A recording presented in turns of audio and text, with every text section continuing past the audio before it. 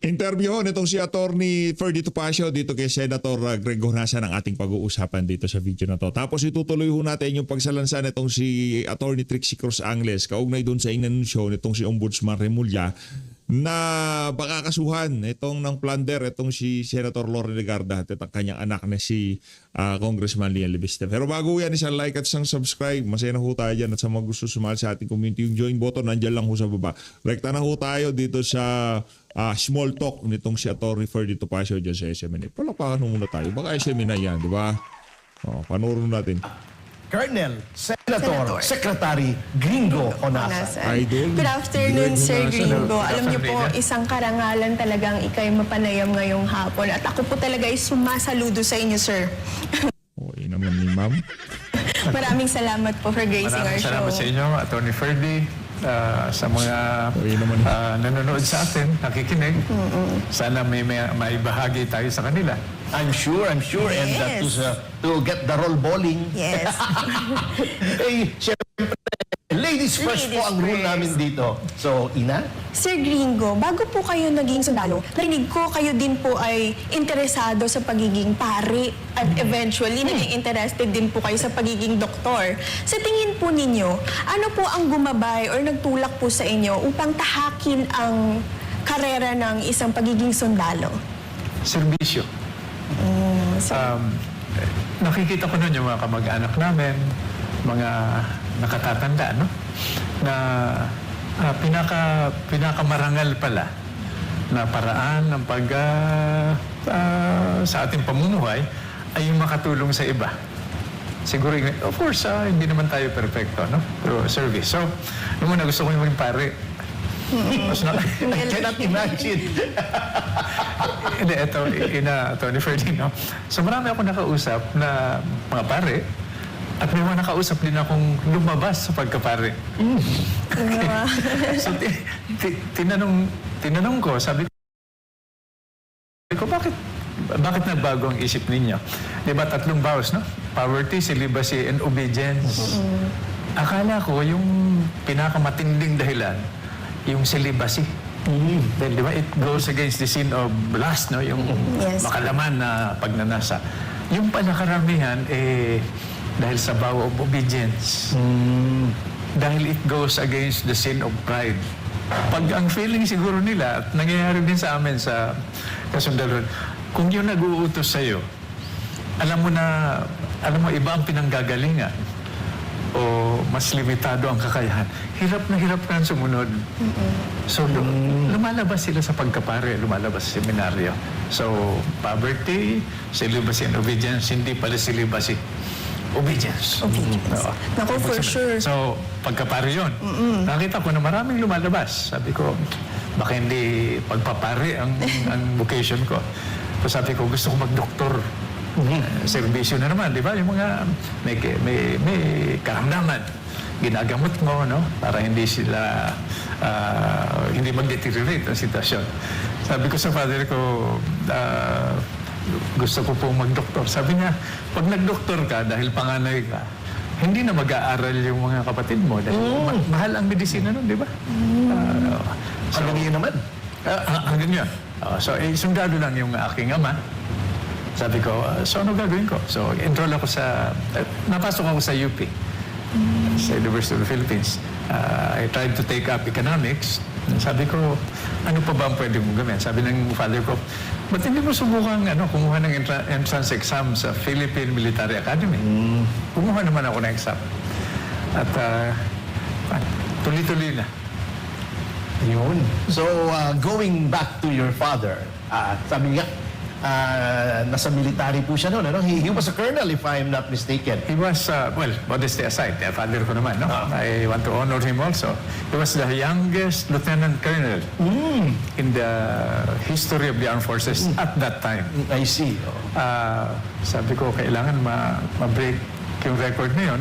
So I also became the youngest full colonel during that time. Okay. By the way, Atty. Ferdy, no? Ina, yung father ko ang commander ng Presidential Security. Okay. Noong panahon ni Presidents Magsaysay and Garcia. Dalawang presidente pa lang magkasunod pinaglingkuran niya, no? Pinaglingkuran niya. presidential security. Battalion pa noon, hindi pa... I-follow up ko lang, if you don't Sige mind. po. So, pinayuhan kayo ng iyong ama na mag-entrance exam sa PMA.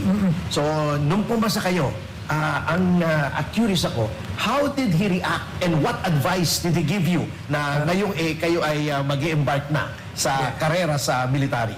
Very proud naman siya noon. I can imagine. Oo. PMA graduate din siya, no? Sabi niya, anak, eto payong ama sa isang anak na very proud naman ako sa'yo. There are only two things that will keep your head above the water during crunch time, sa oras ng kagipitan. Professional competence. Kahit na anong piliin mo o takin mo, basta't magaling ka. No? Tapos integrity.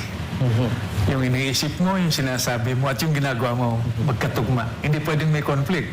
Ang tawag doon inconsistency. Parang magkakaroon ng credibility. Maraming ganyan ngayon Di ba, Ina? Medyo. Lalo na sa politika, no? Yeah. Madami talaga. Especially sa politika. Correct. Sir, na-curious po tuloy ako. Kung may pagkakataon po ba kayong makausap ang Batang Greg nung papasok pa lamang siya sa PMA, ano kaya ang sasabihin niyo sa kanya? Hihikayatin niyo pa rin po ba siyang pumasok sa PMA or ano po? No regrets. No regrets. So, walang pagbabago. Always lessons learned. Bawat chapter sa buhay mo, meron kang matututunan, no? Makikilala mo yung sarili mo at makikilala mo yung mga nasa paligid mo. Know yourself and know others. As you said, Senator, no regrets and there are always lessons to be learned. So para sa inyo po, anong pinakamahalagang lesson ang natutunan nyo doon po sa Philippine Military Academy? Yung aral na natutunan ko, by the way, siyempre may mga iniidolo tayo, no? Isa sa mga iniidolo ko na ilan yan, mataas ang standard ko sa pag-iidolo, yung father ko. Dahil, yun nga, naglingkod siya sa 2 Pangulo, pero yung tinitira naming bahay dyan sa Marikina, natapos niyang bayaran yon from a GSIS loan. 1 month before he died. So, ang pwede mo lang ipagbintang sa kanya unexplained poverty. So, sabi niya, yun, anong mga aral na napulot ko, hindi lamang sa PMA, kundi sa aking ama at ina, at sa buhay, no? Unang-una, wala sa ating perfecto, no? Lahat tayo may bagahe, may kahinaan, may strengths and weaknesses. Pero pag nagsama-sama tayo, together, no? Mas marami tayong magagawa. Ang buhay na halimbawa niyan, actually buhay is a figure of speech, yung mga national heroes natin, no? Atty. Ferdy, imperfect men. Di ba? Si Jose Rizal, medyo, Yes, sir. Atty. Ferdy, medyo underwrite ng konti. Oo. Underwrite. Nasa medyata ako. Kaya nag-hesitate ako nun. Pero, di ba, linguist, science, talagang genius. The pride of the Malay race, no? Malay race. Pero, ang balita ko, no, sa informasyon, chick boy. Buti na lang hindi ako ganun, ano? Pero, siyempre, exception, no? Si Andres Bonifacio, firebrand, revolutionary. Mainit ang ulo. So, naot maneuver ni Emilio Aguinaldo, first president natin, na binigyan ng pera para pabili ng armas, ginamit kung saan, but hero pa rin, no? Sa imperfect man. Apolinario Mabini, point of victim, hindi nga makalakad. Diba? Binubuhat. No? But together, wala pang Republic of the Philippines. No? Together, magkakasama sila, imperfect men. No? Together, they dreamed, they fought, no? They sacrificed, they died for a nation that did not exist during the time. So, ang operative word dito para sa akin, na natutunan ko rin sa buhay is laging together. Since napunta na rin po tayo sa usapan ng mga naging bayani po ng mga Pilipinas, alam niyo po ang daming gustong mamuno lalo na sa bansa ngayon. Paano niyo po masasabi ng isang leader ay handa na pong mamuno bilang isang leader po? Okay. Sinasabi na leaders are born, no? But I think leaders are made. Para sa akin, ano ang tungkulin ng isang leader? Hindi yung mamuno, naluka sa harap, no? Sa akin, ang tungkulin ng leader is not to give the people they lead what they want, but to teach them. Yes. Turuan sila. Katulad ginagawa ninyo ngayon. No? Binabahagi natin yung mga aral na natutunan natin sa buhay. No? Turuan sila kung ano dapat ang ipaglaban nila, pagsikapan nila. At turuan sila na hindi pwedeng Ilocano, Bicolano, kailangan Pilipino tayo. Together. One flag. One nation. One united people. Anyway, alam mo, Ina, isang event, or should I say, historical milestone na hindi na maaaring kailanman mahiwalay sa pangalan ni Senator Gringo Honasan ay yung EDSA. Oo nga, That's a no? given. Curious lang ako, if you don't mind, Senator, let's play What If. What if noong nag-haul up kayo doon sa Aguinaldo po yun, ano? Walang dumating na crowd sa labas. Ano bang plan B nyo noon? Nako, Attorney Ferdinand, talagang masaya ako na naitanong ninyo yan. No? Yun ang tingin ng karamihan, sinulat, di-report sa media, na para kaming mga daga na naipit sa krami ng Aguinaldo. Medyo hindi po totoo yun. Yun. Maganda yan, ha? Dahil yung Pakihap natin yan. Reformed Armed Forces Movement ay isinilang nung nagkaroon ng karamdaman si President Marcos Sr. Pag may karamdaman ka, there's a diminution of control. Kahit na gaano ka galing kang leader, pag may karamdaman ka, di ka makatulog, di ka makain, di ka makaisip, di ka makapagtrabaho. So, paano mo gagampanan yung tungkulin mo? Kami naman, mga sundalo kami noon. Imagine mo, Atty. Ferdinand, Ina. Karap namin yung mga rebelde, mga kriminal na sinasabing may pinaglalaban, no? Okay lang na masaktan, minsan masawi, mamatay, no? Yung rebelde at yung sundalo, no? Ganon, no? Pero ang hindi katanggap-tanggap sa amin noon ay pag ang nasasaktan, nalalagay sa alanganin yung buhay, yung kalayaan, yung ari-arian, yung mga inosenteng sibilyan, bata, matanda, babae, lalaki, na nahuhuli sa crossfire sa isang armadong tunggalian na hindi naman sila ang nag-imbento. So yun ang nag-udyok sa amin na buuhin yung reform, the Armed Forces Movement. So balik tayo dun sa katanungan mo, Atty. Ferdinand. Sa EDSA, nandun kami katulad ng milyon-milyon na Pilipino na hindi lamang sa Epifanio de los Santos Avenue, kundi mga EDSA sa buong bansa at sa buong mundo. EDSA became a symbol, a figure of speech. So we were there together. I'm sure wala ka pa siguro na Ay, for sure po. Oo. Nasaan ka? We were there for something, not against something. At siguro mamaya, pwede lang talakayan na. Madaling maghanap ng away at, di ba? Kundi to define what you are for. And we went there for change, for reform. Hindi yung overnight na pagbabago, no? Yung improvement na lang sa nangyayari na. So, anyway, Ina, Now we're curious po tuloy.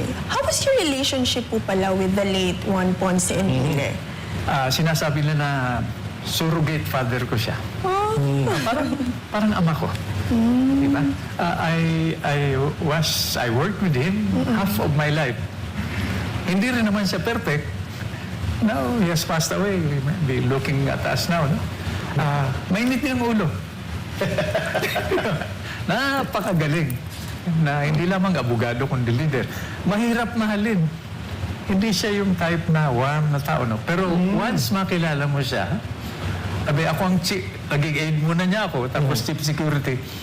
Noong mga panahon na yun I would stop a bullet for him.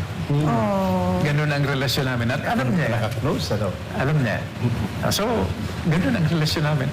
Mas matindi pa ka sa biological father ko. Talaga. Pero siyempre, he also was my father figure. My father passed away when he was 61 years old. So siya ang pumalit sa aking pananaw. Naiyak Nabanggit naman. niyo yung Ram Senator, ano? Di ba ang motto nyo, correct me if I'm wrong, is our dreams will never die. Tama po ba? Yes, pwede ko susugin, no? Opo. Siguro itatanong mo ito, saan ba nanggaling yung Ordeals Will Never Die? Naalala mo yung animation na cartoon na movie na Land Before Time, yung nga dinosaur? Ang If doon we pa hold galing on on together. together, You know, our dreams will our dreams will never die. Doon pala yun. Doon I na. did not know that, ha? If we hold on together, we know our dreams shall never die. Yun ang naging theme ng Reform the Armed Forces Movement. At bakit ka mo Reform the Armed Forces Movement? Inuunahan ko na kayo, no? Opo. Paano mo i-reform yung pamahalaan kung hindi mo muna i-reforma yung sarili mo? So sabi namin no, may core group, kahit na nasan ka, assign, sundalo ka, basta't mahal mo yung bayan, pinaglilingkuran mo yung taong bayan, you are the armed forces of the state and of the people, sa ayaw at gusto mo, member ka ng Reform the Armed Forces Movement. So, Senator, follow up lang, anong dreams ninyo na natupad na at anong hindi pa sa ngayon? Maraming natupad dahil kahit pa paano, di ba? At magiging salamin yan, malalarawan yan sa generation ni Naina. Our children, you have grandchildren, Atty. Wala pa po eh. Wala pa. Malapit-lapit na. Look forward to Malapit-lapit na. it. Mas magagaling, Kanino ka nakatingin? Sa daughter-in-law mo. mas magagaling yung mga anak natin sa atin. So imagine mo yung mga apo natin. Awesome. Dahil sa technology, di ba? Dahil sa halimbawa na ipinakikita ng nakaraang generasyon tayo. Our generation did a lot of good things, no? Pero our generation also did a lot of not so good things. So, yun ang puno at dulo niya, no? Oo. Sir, bilang isang sundalo, ilang beses na po kayong nasugatan sa aktwal na labanan, no? So, ano po yung itinuro ng mga karanasang ito sa halaga ng buhay? Bill of Rights. Di ba? Article 3, Section 1. Wow. Life, liberty, and property. Pag sinabi ko sa iyo na nakasalalay dito sa gagawin natin, sa pinag-usapan natin, yung isang buhay, tabi na lahat. Life, liberty, and property. Ngayon, idadagdag ko lang, Atty. Ferdy, mas familiar ka rito, no? Manghiram tayo dun sa Western tradition. Life, liberty, property, and the pursuit of happiness. Ano ang silbi ng buhay? Kalayaan at ari-arian kung hindi ka masaya. Mag-iinit pa rin yung ulo mo, di ba? Kung hindi ka happy. Yun. O nga, no? Tama. Wow. Makes sense. Anyway, Ina, na-erase mo na rin yung natamaan siya ng bala, no? By the way, sorry, okay, kung saan ako napupunta. Kayo na bahalang pagalitan ako, no? Pag kasama na. Ang dami naming nalalaman na hindi namin alam Mabuti na dati. itanong mo yan dahil nung naging commandant ako ng Special Operations School sa Fort Magsaysay, di siyempre nagtuturo ako. Apo. Sabi ko sa mga estudyante ko, huwag kayong mag-alala, huwag kayong matakot masyado pag tinamaan kayo ng bala. Hindi ganun kasakit. Talaga po. Sabi siguro mga estudyante ko, abay talaga palang sira ulo nitong neonasan na. Medyo masakit. Siyempre, tamaan ka ng bala. Pero hindi ganun kasakit. Yung sound effects sa sine, hindi totoo. Masakit, Ina, Atty. Ferdy, pag nabuhay ka at umabot ka sa operating room. Bakit po? Pag nawawala na yung epektong anesthesia, ka sa sakit. Sa Ngayon, bagay. correct?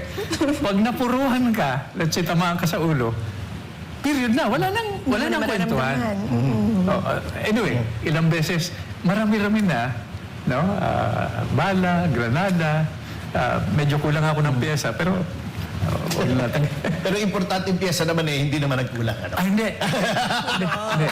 Medyo mapupunta tayo sa tinayos dyan. Dahil Speaking of tinamaan ng bala at pyesa, at Senator, ito, medyo masela na tanong, ano? I hope you don't mind. Anong mas matinding impact sa inyo?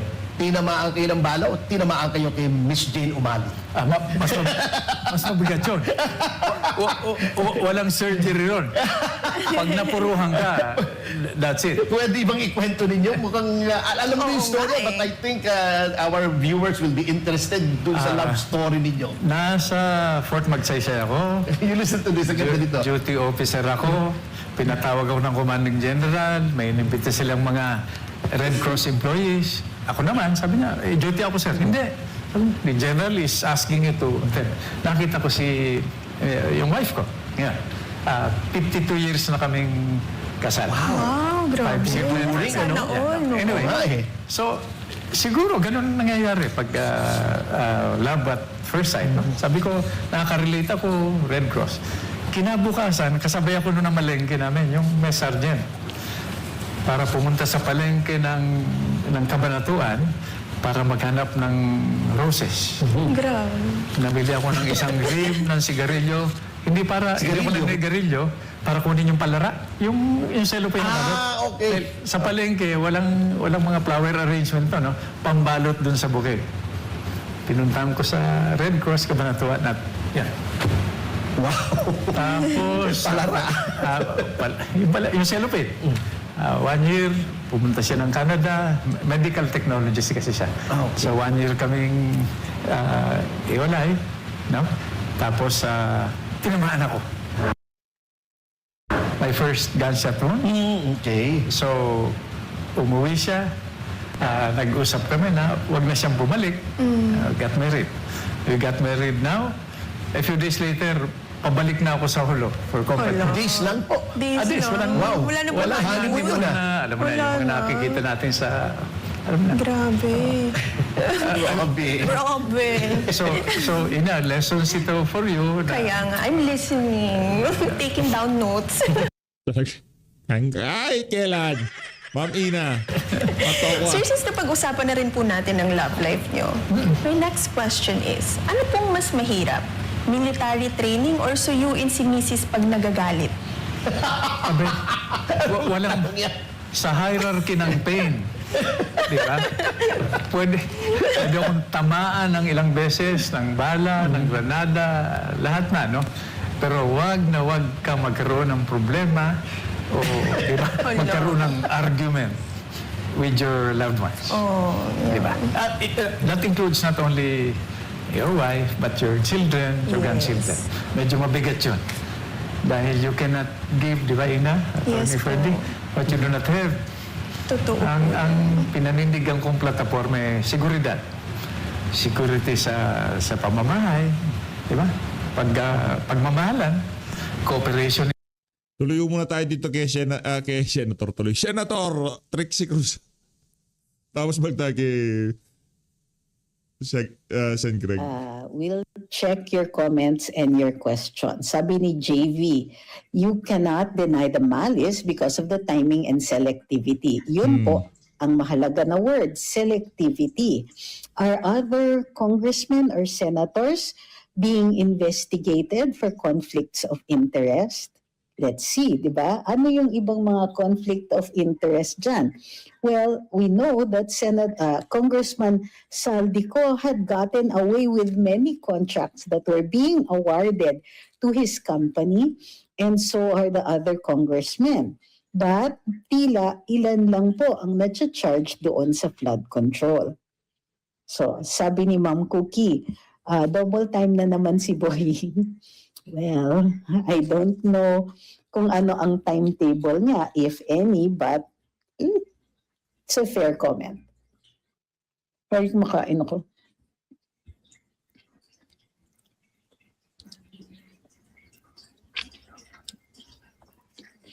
Sabi ni Ma'am Patricia, madadagdagan ng human trafficking daw ang ikakaso ni Matibag Kiliviste and former Congressman Paras. At tungo yan doon sa alegasyon ni Executive Secretary Ralph Recto tungkol doon nga sa sa allegedly pinainan daw siya si business. Kaya Pwede bang Trix na lang tayo. makialam ang Supreme Court? Masyado na kasing abuso ang OMB. And tingin nyo ba ma-impeach siya next admin? Mahirap po tayong mag-guesswork sa ngayon. Wala pa tayong Kumbaga, hindi pa natin na-adjust yung ating bolang kristal. Pero dito sa sa pakikialam ng Korte Suprema, well, the Supreme Court, hindi sila nakikialam, but you have to file a petition with the Supreme Court. So, in this case, pwede naman i-raise ng mga partido. Pero habang tumatagal po, nakikita natin na marami sa mga kasong ganito ay posibleng magtagal din sa Korte Suprema. Hindi na natin mai-ignore at this point yung tagal ng mga kaso. Hindi ba't mayroon din final si VP Inday, check natin ha, sa Supreme Court tungkol sa kanyang impeachment. Noon pa lang dinidinig ito sa House. Pero hanggang ngayon, dahil hindi siya nabigyan ng TRO, hindi naman natin nakikita na may ibang mga activities na nakalagay doon or naka-schedule doon. Nagpalitan na sila po ng komento, pero wala pa pong resolution.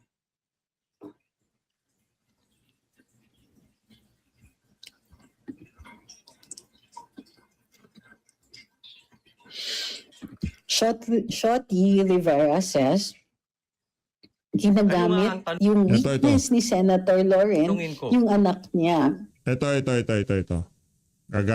Gumagana na itong kay Coach.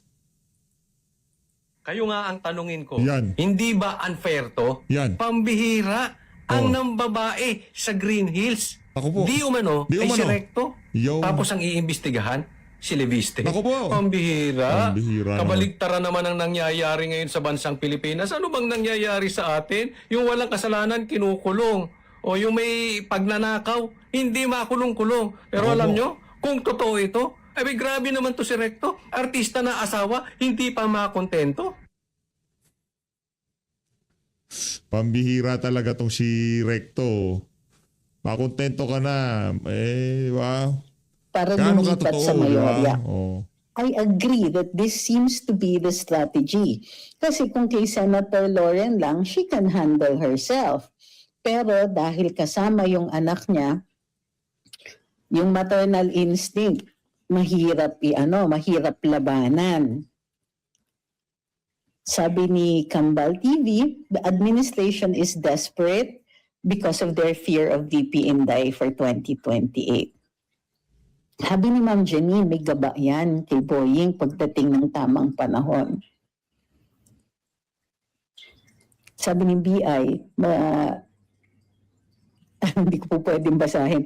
Legacy daw ni OMB Boying na bago siya kunin ni Lord ay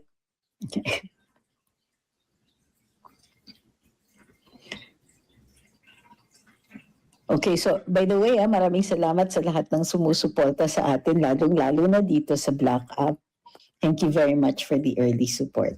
Sabi ni Indiana, parang tagilid na talaga si VP Sara ngayon, makonvict talaga si VP kasi uubuson na sila ng mga minority. Paano po mangyayari yun? O let's say nga makulong si Senator Lauren. Hindi naman mababawasan kasi nga ang nature ng rule dito sa impeachment is kailangan ng 16 votes. Magkakaproblema lang kung may mag-defect. Mukhang nahihirapan na silang magpa-defect ng mga senador kaya nagfa-file sila ng mga kaso. So hindi ko po alam kung ano yung ginagamit ninyong basehan para sa sinasabi niyong yan na mako-convict si VP Inday. Good morning, MM.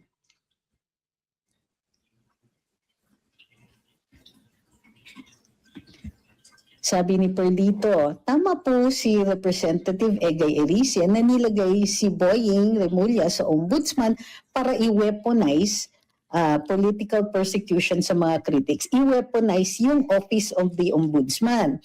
Yung paggamit ng mga kaso para persuade sa mga ilang mga opisyales to do or to exercise discretion the way Malacanang wants that discretion exercised. Sabi ni MM, malabong makonvict si VP.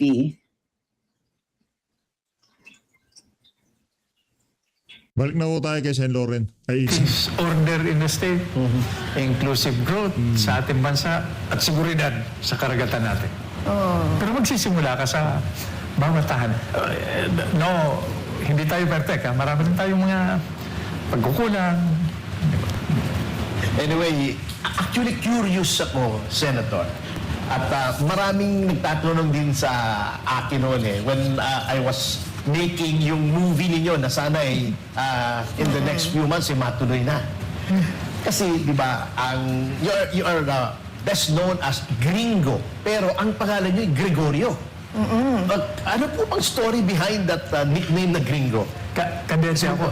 Kasi medyo malayo di ba? Gregorio, di ba? Usually, Gregorio, Oreo, di ba? Gringo. Opo. Nung kadete kami, Tony Ferdy, uso na yung spaghetti westerns. Oo. So, di ba, Gringo, I kill you for money, but because you are my friend, I kill you for nothing. Gringo is in term for Americans crossing the Rio Grande. Yes. Okay. Sabi ng mga upper class ko noon, Gregorio, napaka, diba? Hindi, masangsang ang amoy ng first name mo I-glamorize natin, gawin natin Gringo. And it stuck. Pati sa combat duty, pag naka-uniforme ka, pag nasa field ka, during formal occasions, hindi na family name na nakalagay dito sa akin. It stuck. Gringo na talaga. From PNA pala yan. PMA from Akala ng iba kasi, noon lang RAM era. Yun pala. From PNA pala yun, Ina. Mas kwan, di ba? Mas Interesting, ano? glamorous ng konti. Sana matuloy po, no, yung movie ni Sir Gringo. Matutuloy yun. Manifesting. Sir, speaking po of movies, kapag magiging pelikula ang buong buhay po ninyo, sa tingin po ninyo, ano ang pamagat nito? Actually, ang mas nakakaalam niyan, that question is, the answer is above my salary grade. Nakakaalam niya si Atty. Ferdy, no? Pero sabi ko kina Atty. Ferdy, nung pinag-uusapan kung paano gagawin, i-humanize ninyo dahil tao lang ako di ba? Diba? Nagagalit din, sumasaya, happy rin, di ba? Mababaw ang kaligayahan. Huwag nating gawing, alam mo yung superhero na hindi tinatalaban ng bala, hindi nauubusan ng bala, yung pasilko-silko. Huwag naman ganun dahil ang purpose ko naman nun, di baling hindi kumita sa takilya. Importante may aral na mapulot yung susunod na henerasyon ng mga sundalo natin, mga leader at mamaya natin. At pag tinanong ako ng mga apo ko, "O Lolo, naging sundalo ka pala, naging ganito ka." Sasabihin ko na lang, Atty. Ferdy, panoorin na lang ninyo yung yung documentary. Correct. Kaya alam mo, attorney, medyo umiinit at sumasaya Oo ng nga, usapan ang dami natin Magpahinga nalalaman po. na hindi alam ng badlang people Correct. Kaya magpahinga muna tayo. Lalo na si Senator. Oo naman. Medyo break po muna tayo, Ina. Oo. Yan, tuloy lang ang ating kwentuhan kasama si former Senator Gringo Honasan. Pero saglit. Senator Gringo Honasan. Yes. Idolo nating lahat. Anyway, I'll start it this time, Alam nyo, pumunta na rin tayo sa mga backstories, Senator.